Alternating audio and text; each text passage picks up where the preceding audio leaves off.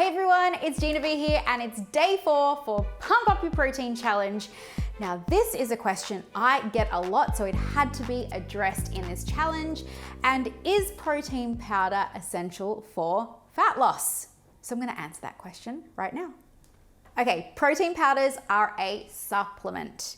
There is no magic in them. The protein in chicken, fish, through a protein powder, essentially you're just getting protein. However, if you are someone who struggles to get their protein quota, maybe you're vegan or vegetarian and getting a bit more protein is a little bit harder for you. If you want a form of convenient way to get protein in, and if you're someone like me who just loves delicious smoothies, that doesn't want to go to Starbucks and have the calorific frappe, but wants a delicious sweet fix, then maybe having a protein powder supplement for you in your pantry is a key thing to amplify your protein. Protein powders are great to add to smoothies, as I said. Also things like oats for breakfast, a great way to pump up your protein in the morning, makes your oats more delicious and more satisfying and filling. Or even adding protein powders to your baked goods to pump up the protein in your sweets. If you've got my recipe ebook, you would have tried my choc peanut butter protein brownies. I hope you have. They are delicious. So that's a great way to add some protein into your sweet, fun foods as well. But the big question is, what protein powder should you choose? There's so much noise out there and there's so many on the market. So I'm going to show you a few of my favorites to give you an idea, but also explain the two main types as well. But again, go for flavor, go for ones you enjoy, and I've got a few pointers on a few things to look for when choosing your protein powder. Do I have some in my pantry? Yes, I do, but I don't use it every day. And I usually use it when I need to have breakfast on the go, or I want to have a quick snack, or if I choose oats instead of eggs for breakfast to again pump up that protein, but it's not a must. So I really want to make sure that you guys don't need to go out and now buy a protein powder. If you have one, I'm going to show you a great smoothie recipe in a second as well. But if you don't, get them from food sources. I've got lots in this videos for this Pump Up Your Protein Challenge to show you ways to pump up your protein through food. So don't think that you must get a protein powder. And of course, is it essential to weight loss? A big common question. No, because no food will actually contribute to fat loss itself. Being in a calorie deficit is key to fat loss. So whether you have a protein powder or you don't, it doesn't really matter, because ultimately if you're not in a calorie deficit, and if you want more information on that, click in the description below. There is the August calorie tracking challenge that I did to give you a bit more information about what a calorie deficit is as well. So that is really key. You don't have to go out and get one. So don't think that just because I eat one means you need to have it too. So there's so many types of protein out there, but I'm gonna really just touch on the two that I personally come across mainly, and that is a whey-based protein or a plant-based protein. When it comes to whey-based proteins, they are usually minimal in ingredients, they have all the essential amino acids, but they are dairy-based. There's two forms usually, a whey protein isolate, which contains about 90% protein, and I have that here. I have this delicious few little sample packs. That's a little hack, by the way. If you don't know if you like a protein, try their sample packs, which is what I did, and I fell in love with them. So this is True Protein, but this is a WPI, a whey protein isolate. It contains about 90% protein. And the other kind is a WPC, whey protein concentrate. I don't want you to get too bogged down in all of these acronyms, but they usually contain about 60 to 90% protein contents, and between the two, the lactose may vary as well. When it comes to choosing whether I go for a whey protein isolate or a whey protein concentrate, now if you're someone who doesn't tolerate lactose, then probably not a great alternative for you, because remember, they are a dairy-based protein powder. But if you do tolerate it, like me, and like that creamy texture, then I tend to lean more towards a WPI, a whey protein isolate, purely because of the contents of the protein tends to be higher, and also find it a little bit more faster absorbing and easily digestible. But I also love Gold Standard because of the vanilla ice cream. And this is a combination, mainly uses WPI, but also has whey protein concentrate. So again, yes, I will always opt for ones that favor more of a use of whey protein isolate. Sometimes where it's this brand, for example, that just has whey protein isolate. But if I love the texture and if I love the flavor, then this one is primarily whey protein isolate, but has a little bit of whey protein concentrate. Again, I'm going to tell you the 4 main things that really you should look for, but I wanted to explain what you see on the market as well. So that's your whey. Now, if you're someone who doesn't tolerate lactose, then you're going to be more on the plant-based side of things. So a soy-based plant-based protein is probably the only one that has all the essential amino acids, and that is a plant-based protein. But you've got pea protein, you've got brown rice proteins, you've got all those sorts of vegan options out there for you. Just be mindful that the plant-based pea protein might not contain all the essential amino acids, but if you're someone who doesn't tolerate any lactose, then it's still going to be a perfect go-to for you. And I also use plant-based proteins. So I actually kind of go between 2, simply because they taste good, they digest well, I like them, and really that's the bottom line. So I have a Coles, our local supermarket here in Australia, brought out a great range of protein powders and you can buy them in single sachets as well, which I love. This is the chocolate plant protein, and again, it has 22 grams per serving, and it has 127 calories. I showed you the whey-based in the chocolate form, which I'm actually going to use today, but really you can use anything you like. Something to be aware of with the plant-based proteins, and it took me a while to find ones that I like. Happy Whey, I love. They have a great plant-based protein. Salted caramel, as you can see. I obviously like it because I've already used it, but it is delicious. It has 21 grams per serve and about 100, just over 120 calories per serve as well. And again, it's got a few different things, but not too many things. It's got the protein, it's got some coconut flour, natural caramel flavors. It has psyllium husk, chia seeds, sweetener with stevia, and some Himalayan rock salt. So not too many ingredients. So Happy Whey, I love the Coles Perform range. I love True Protein. I love the Gold Standard Whey. They have a bunch of different flavors, but vanilla ice cream is my favorite. What else? I think that's pretty much the main ones that I kind of go between.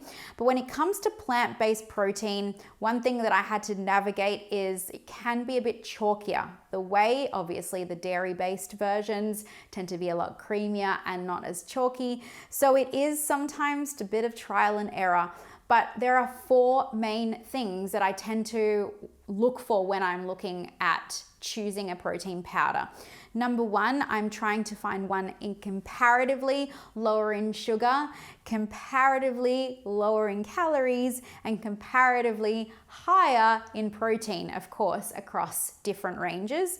And also less ingredients tends to be better for you as well, because there can be a whole bunch of fillers. So for example, in this one, which is what we're going to use today, the whey protein isolate, so it's a dairy-based, but it's the, oh wait, this is the cookies and cream flavor. I got to get the chocolate flavor out. But the chocolate flavor version that we're going to use today it's about 114 calories. It's got 0.3 grams of sugar. It has 25 grams of protein in this one. This is actually cookies and cream, so you could just have this on its own, it's delicious. So again, it's got whey protein isolate, it's got inulin, so the fiber stuff, it's got natural cocoa, some biscuit flavors, some vanilla bean powder, natural chocolate flavors, whatever that is, but there's not too many things, and then it's sweetened with stevia. So usually there will be an artificial sweetener like stevia or erythritol that will create the sweetness without the sugars as well. And then some salt. So again, look at the labels, read, but if you can kind of stick to those 4 points, and when you're reading and comparing, you're on the right track. Okay, now it is time to make the choc banana shake.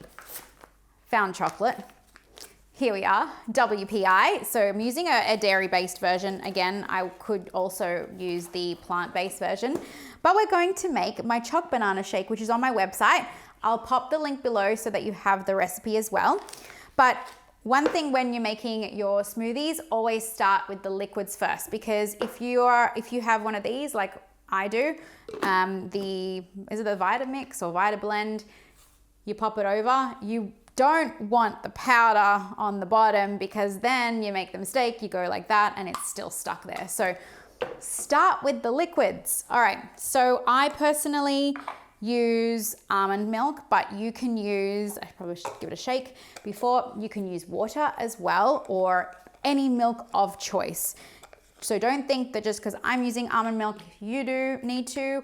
I personally, fun fact, don't like milk.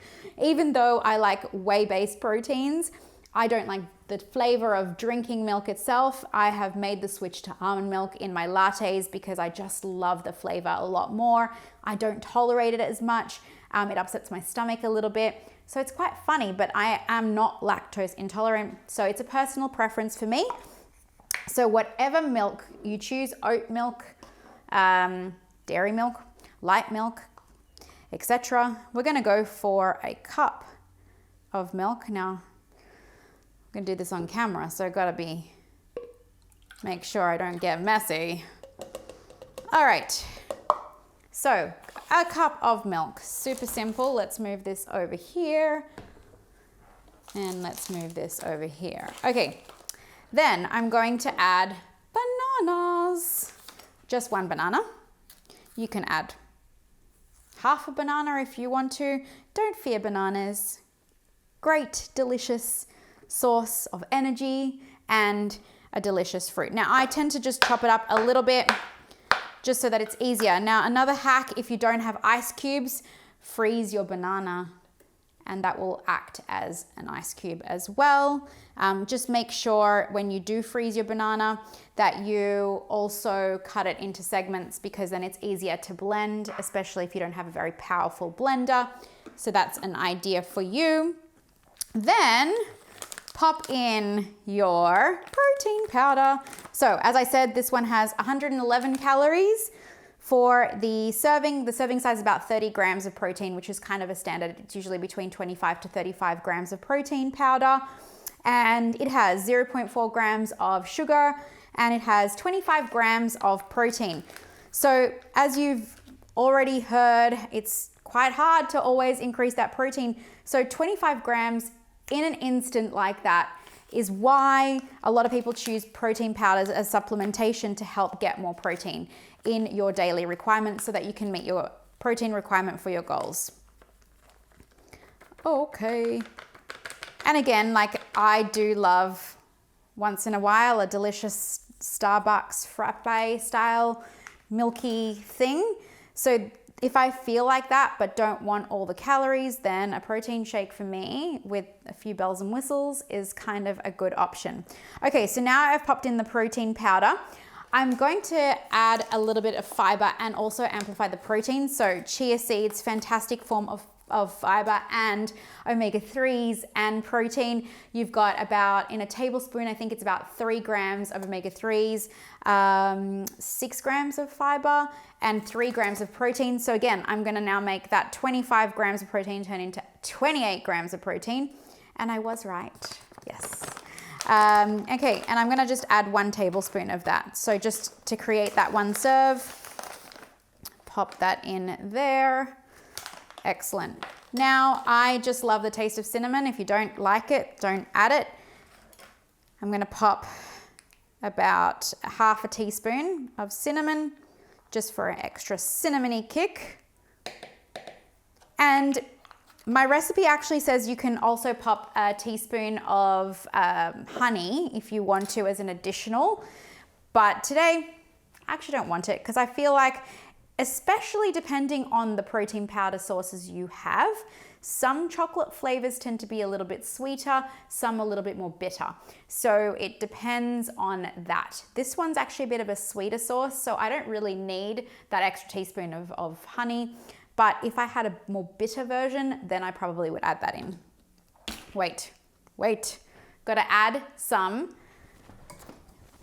ice. All right. This is the kicker. I don't like a warm shake. I like it thick and I like it icy. So that should be enough actually. Let's just put that over here and it's time to shake, shake, shake. Shake, shake, shake. Shake your, okay. Let's shake it up. All right, so shake it out. So see how I added the liquid to the bottom, which makes it easy to mix. NutriBullet. And let's do this. Now, I just like to give it a little bit of a mix because sometimes the powder sticks and then I'll put it back in. Why not add a few squats or push-ups while you're waiting? All right. The moment of truth. Now, I don't remember what video it was. I think it was from one of my recipes. I think it was the pre and post workout snacks recipes on this channel. Don't do this. Take it by the actual cup and pour because it's quite a big cup and it will go all over you. Put a straw in it instead. That is delicious. I hope, ooh, that cinnamon kick. It's amazing. Okay, so the challenge today is kind of a different one. If you have a protein powder, please make something with it. Substitute a snack, maybe substitute your breakfast with a shake, pop some protein powder in your oats to fill up and create a more satiating breakfast for yourself, and share it in the comments below. But if you don't have a protein powder, then this video is just for you to get a little bit more information and so that you guys can make a better choice if you choose to go out and get a protein powder. So it's a mini challenge if you've got one, but also great knowledge for you and education for you to make better choices if you decide to take one on board and pop it in your pantry. They last for ages and you'll get heaps of value out of it. Okay, so don't forget to pop that accountability. If you do use a protein powder today, let me know how you used it. Of course, there's your mini playlist for the day, and I will catch you for tomorrow's video. Yay! Let's do this. You guys are smashing it. Bye for now.